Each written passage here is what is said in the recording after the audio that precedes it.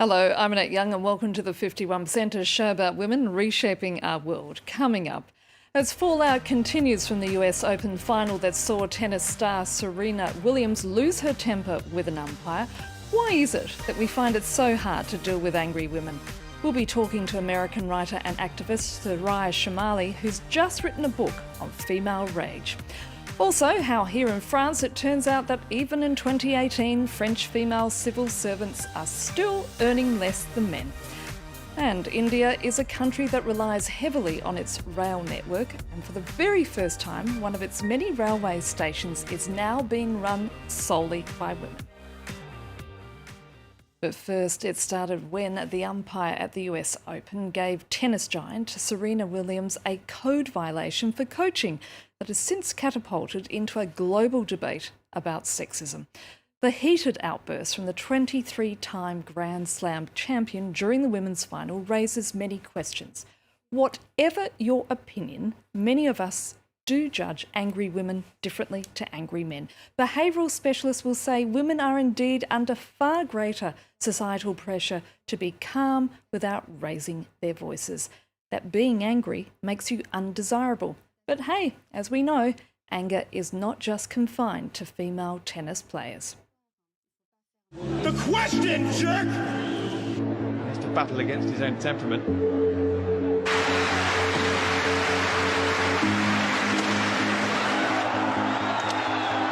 Seamus out. What are you doing? What do you want to talk about? You're the worst out. American feminist writer and activist Soraya Chemaly has just written a book entitled Rage Becomes Her, The Power of Women's Anger, and it's just been published this week. And she joins me now from New York. Soraya, thank you so much for being with us. Why the fascination with anger, and in particular, the female kind?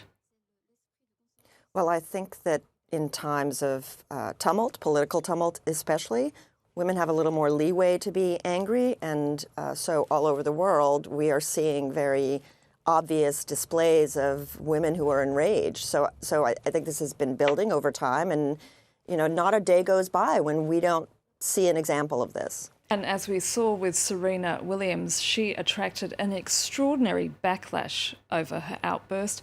Why can't we deal with seeing an angry woman? What is the problem? I think the fundamental problem is that we have a pretty binary, sex-segregated notion of the world in general, and that also applies to the way emotions are perceived and understood, and frankly distributed and regulated as a resource.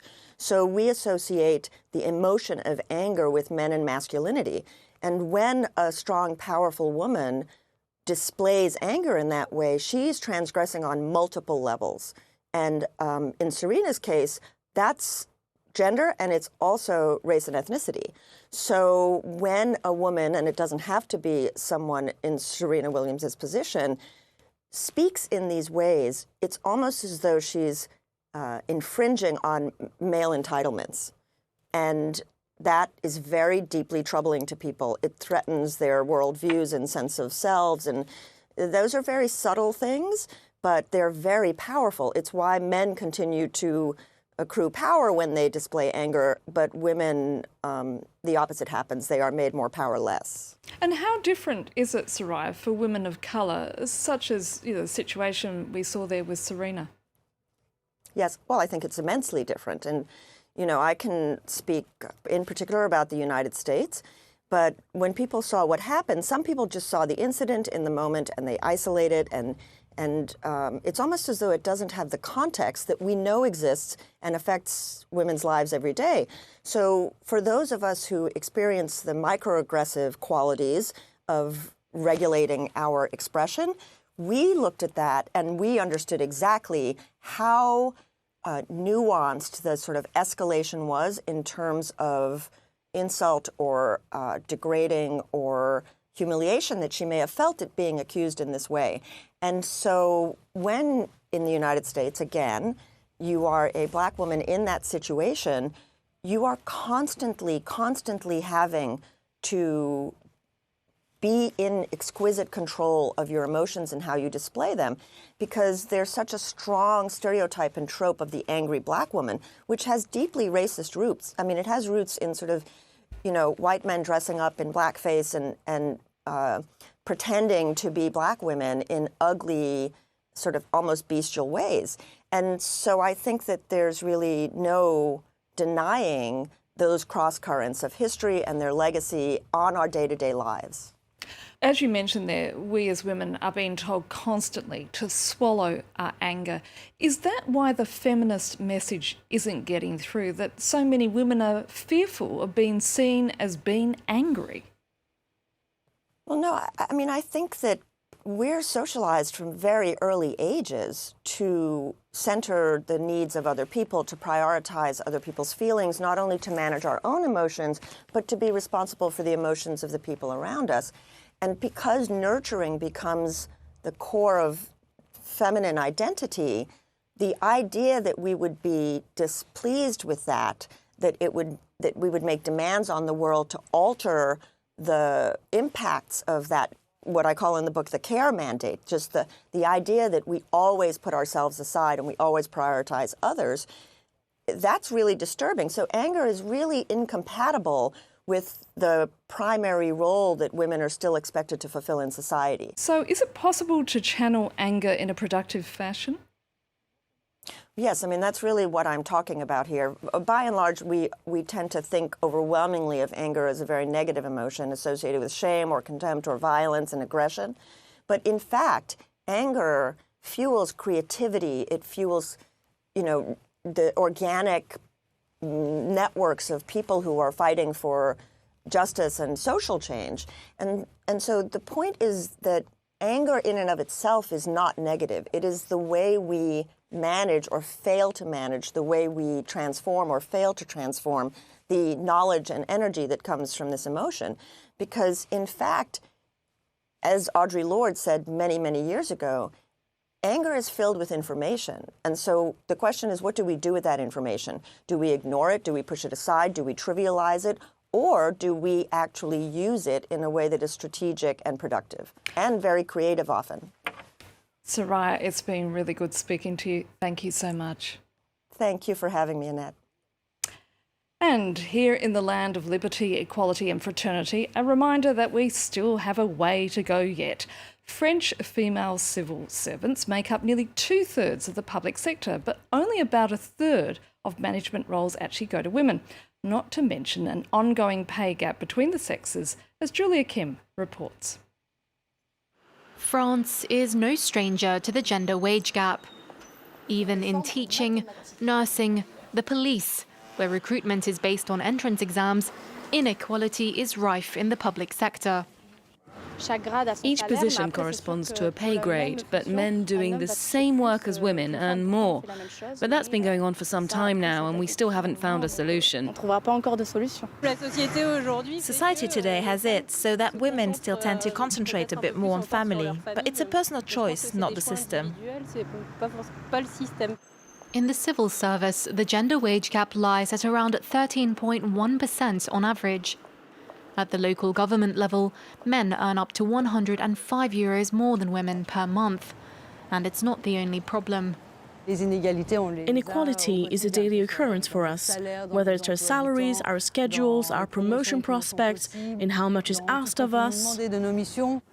Women occupy just over 1/3 of management roles, but over 80% of part-time posts. And these disparities are just as present in the upper echelons of government. If you take 3 years of parental leave, your career progression isn't 100% guaranteed. One way to offset the impact of parenthood would be to propose the protection of your career advancement during the entire duration of parental leave. The French government has launched talks with unions this month on gender equality in the public sector. And finally, the Indian rail network is vital to the country as it carries millions of passengers each year. But in the North Indian city of Jaipur, a railway station has become first in the nation to be run entirely by women.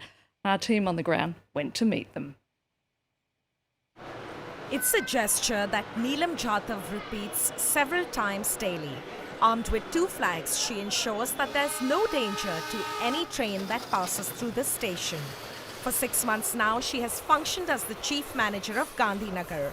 a first-of-its-kind railway station in India run entirely by women. In our country, women are seen as being incapable of working outside the house and only doing household chores like cooking. But it's not true. This railway station is an example that women can do anything they want. Nearly 7,000 passengers and 50 trains run through the station daily. To ease their passage, Neelam oversees a team of 40 female employees from the control room. It's a small victory for women in India, a country where patriarchal attitudes often make it difficult for women to access employment. How are you, Chandrakala? Everything's fine. Until recently, Chandrakala was a farmer, but being a porter at this station gives her the benefit of a fixed income. If I get 5 to 6 passengers, I can earn up to 1,500 rupees a day, which is very good. As a farmer, it's uncertain if the crop will grow well or not, so it's a bet and you can lose money. This is a lot better. 16 police women patrol the station round the clock to ensure safety. If any female passengers face any issue, please call our helpline. We'll take immediate action. Amongst men, opinion is divided on this initiative. Men can handle any situation, but women, they can't fight if it comes to that. It's a good step for women. They're finally getting empowered. The government should implement this in other stations as well. The model station is being seen as an example. By the end of 2018, the Indian government intends to have at least 3 more railway stations that will be run entirely by women. Finally, we're going to leave you with some images from the Canadian-based Choir and their performance of You Make Me Feel Like a Natural Woman in memory of the late and great Aretha Franklin, of course. So until our next show, bye for now.